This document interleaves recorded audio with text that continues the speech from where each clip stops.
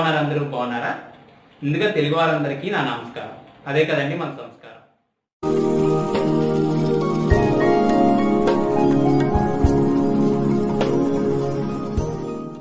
ఇవాళ ఎపిసోడ్లో 8వ నైవేద్యం కింద సుందల్ ప్రసాదాన్ని తయారు చేస్తున్నాను. ఎంతో ఈజీగా తయారు చేసుకుని ఈ ప్రసాదాన్ని ఎలా తయారు చేసుకోవాలో ఎపిసోడ్లో చూద్దాం.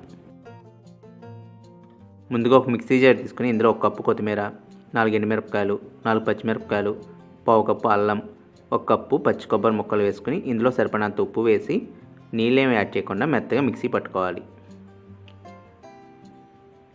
ఇప్పుడు ఒక ప్యాన్ తీసుకుని కొద్దిగా ఆయిల్ యాడ్ చేసి ఆయిల్ వేడెక్కినాక పసుపు, ఆవాలు, ఎండుమిర్చి, కొద్దిగా ఇంగువ వేసి ఫ్రై చేసుకోవాలి.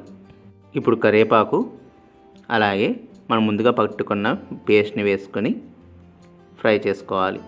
ఇందులోకి నానబెట్టి ఉడికించుకున్న తెల్ల శనగలు 2 కప్పులు యాడ్ చేసుకుని కలుపుకోవాలి. స్టవ్ ఆఫ్ చేసి దీనిలోకి ఓ చెక్క నిమ్మరసాన్ని పిండుకోవాలి.